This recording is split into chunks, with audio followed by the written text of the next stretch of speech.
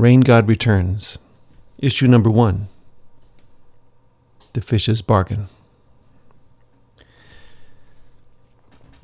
We're going to take a look at this as if you were just browsing through the racks at your local news agents and you found this comic and you wondered what it's about. So I'm going to draw your attention first and foremost to the stamp down here in the corner. It's the International Endorsement Consortium's seal of approval. It says evaluated and approved by number 41. And it's got the golden eagle there in the center of the seal. So immediately our anxieties are allayed because we know that this is going to be a good comic book. So inside, let's just guess what's going to happen. There's a person here. Could be male, could be female, but they don't have a shirt on. And they're in kind of a murky background. Looks like trees, maybe mud, water, kind of dark, eerie looking water. And this person's holding a morsel, offering it to, what is this, a fish? A shark? It's got little sharp teeth, but it's got a fishy eye, kind of a fishy head, and a gill. This person does not look happy, looks anxious. And the fish doesn't look like it's particularly interested in comforting him or her. But it's offering a bargain. So maybe this person's offering this morsel to the fish and the fish is going to offer something in return. Intriguing. Let's find out. Okay, here's the title page. Rain God Returns, issue 1, The Fish's Bargain, by Patrick Bartmus, the famous author. And it's the same scene, but we're getting a little more detail here. Here's the person. Looks like it's a man now. We're seeing a little more of the man's body. Definitely a little anxious. And the fish looks like it might be comforting him. It's got a nice fishy smile on its face. But the man is imagining something terrible happening. You can see it. There's something very dramatic happening. There's the sound of wind whistling through the trees. Scree! And there's the trees. And there's the foliage being whipped around. And there's something like a lightning bolt, maybe, held by, you see these tentacles, held by this fearsome-looking creature. The creature's got scales on the top part of its body and fur on the bottom, 4 legs on the bottom, 4 tentacles on the top, some sort of geometrical head. Not happy. Not a happy face on this creature. Very fierce. Riding the clouds, maybe, or the booming surf. Looks like that might be water. So something's going to happen here. The fish perhaps is offering solace to this person who's dreaming of catastrophe. He's saying, "What shall I do, fish?" So let's find out. We're just going to go through the first few pages here as an introduction.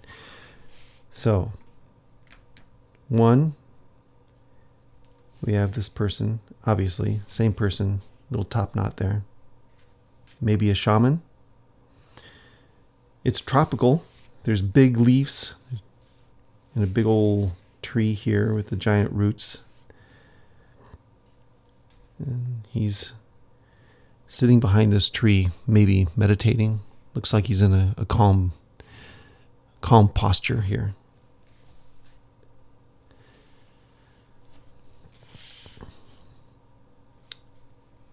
here we see the smoke. It says, "A lonely strand of smoke curls from the forest before dawn." And this is a vast forest. We zoom in. Beside a ritual fire, a kulanab sits in meditation, just as we thought. Looks like he's holding something. Waiting for the sacred cocoa mash to take effect. Look, he's dropped whatever it is, and it's dribbling off on the ground. So he's drunk some of this, and it's obviously taken effect because he's dropped it. A kulanab rises above the humid forest into the cool morning air.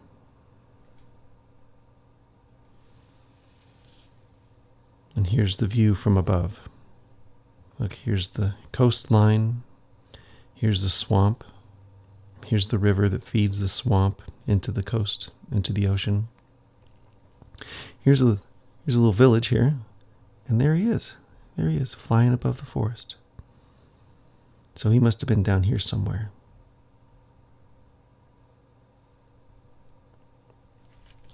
Let's go one more page. One more spread. Now we know this is Belize, 1000 BCE. And this is the outline of Belize. This is the ocean. This is the land. And there he is, flying above the land, very far. Far above the ocean and the land. And I bet his little village is right around there. One morning, like every morning, a kulanab arose to commune with sun god.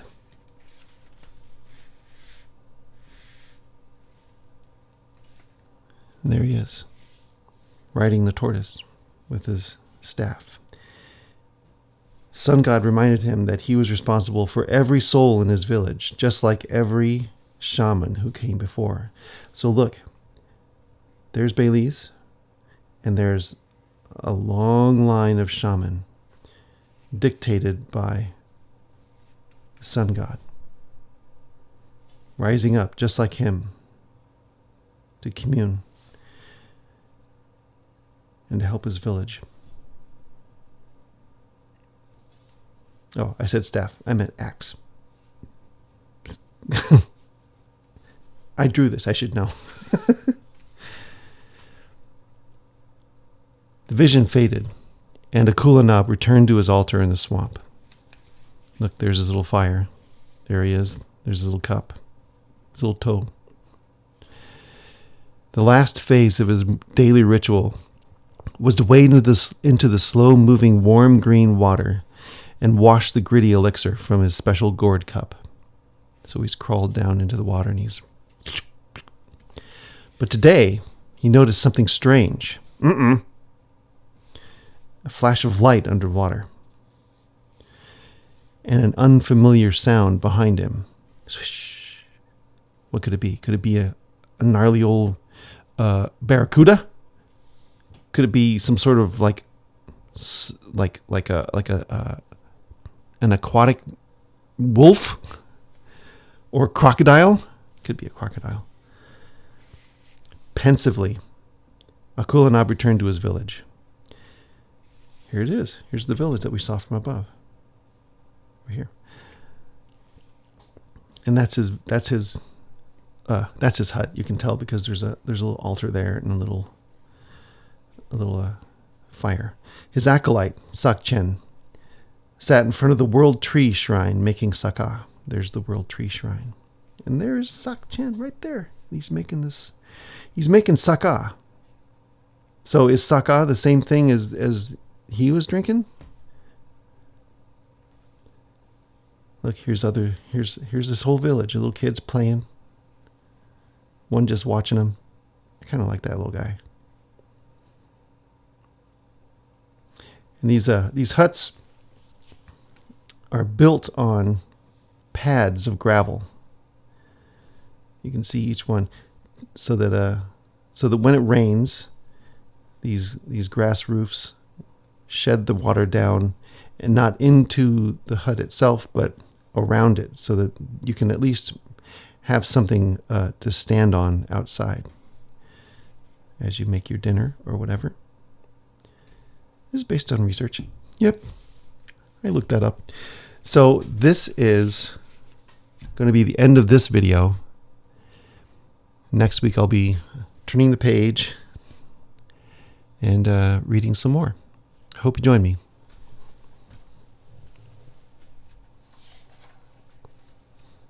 Oh, let's put a marker here.